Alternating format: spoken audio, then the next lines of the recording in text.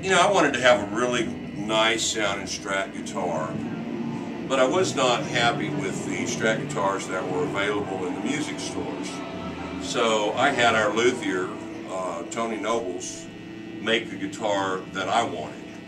And what it came out to be is this Kendrick Continental guitar.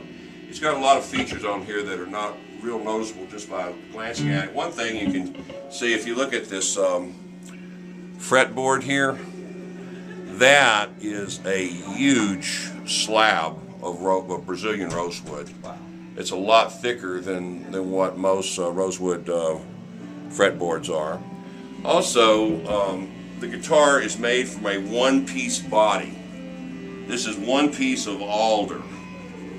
And the reason I wanted the one-piece alder is because I'm of the opinion that one piece of wood will vibrate more true than several pieces glued together. The tree grew this way, it's used to being this way, the molecules are vibrating this way, and it just makes more sense to me. I know a lot of the new Fender guitars are made by taking 2-inch strips, gluing them together, cut out a body, and then put two pieces of veneer on it so it's a 2-piece body.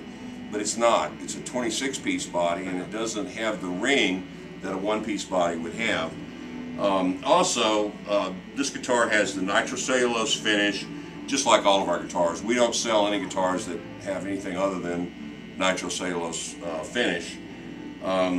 These pickups were actually custom made by Seymour Duncan. Seymour himself wound those pickups. That's a special wind that he does just for us. And the guitar's got the maple neck, it's a bolt-on neck. This strap doesn't come with it either. This is a real Cobra from Thailand. It almost bit the guy that caught it, and he had it made into a guitar strap for me because he's a good friend and he likes to do stuff for me. And actually, this has the State of Texas inlays also. These are all done by hand by Tony, just like on the other Townhouse.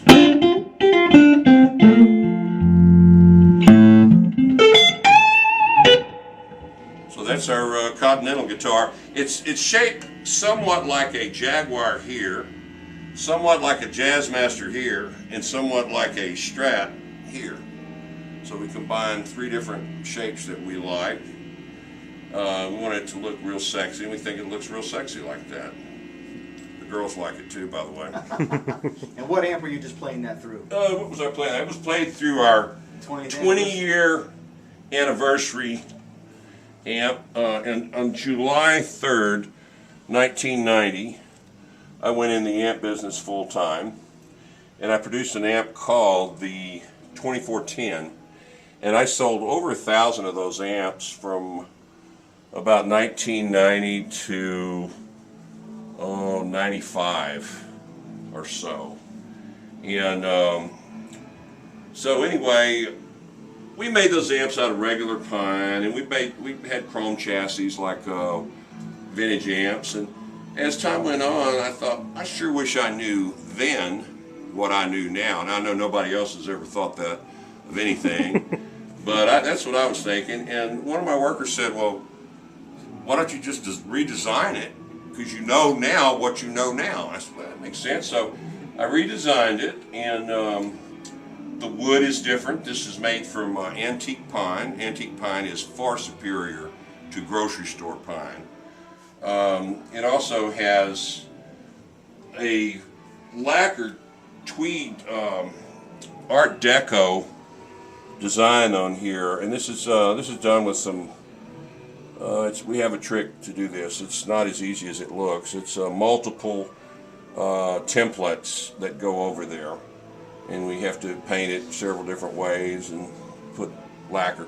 Also, this has, instead of a chrome chassis, it's a gold metal flake epoxy powder coat faceplate with black epoxy letters. All of that's baked on there, so it'll never come off. Also, instead of having just 2 channels that sound virtually identical, most basement style amps have 2 channels that sound identical. what I did is I took one and voiced it more for lead, another voiced it more for clean, and then added a third input where you could be plugged into both at the same time and blend them via the 2 volume controls. Now this also has reverb. If you notice the reverb, this is something most vintage amps don't have, especially 50s amps don't have reverb. And there's another feature on it. You see this little hole here, it says bias. That is the Kendrick quick bias port. You put a jeweler screwdriver in there and you got a 20 turn bias pot. Turn it one way, the current in the tubes goes up, turn it the other way, it goes down. There's some pin jacks on the bottom of the chassis, which I'm not going to pick that amp up and show you, but you got a red one and a black one, and you take your red meter lead, plug it in the red pin jack, you take the black lead, plug it in the black pin jack, set the meter for voltage, and then you turn your bias control till you see 0.035 volts. The amp will be biased perfectly. It's something you could do in about a minute. You don't need to take anything apart. You don't need a tech. You don't need to know anything about biasing. All you need is a meter and a screwdriver and about a minute of your time. Wow, that's great. And that's the Badassman. Badass. All right. Well, you heard it here, Billy Penn. 300 guitars down here at the Austin Amp Show, hanging with Gerald Weber, Kendrick Amps.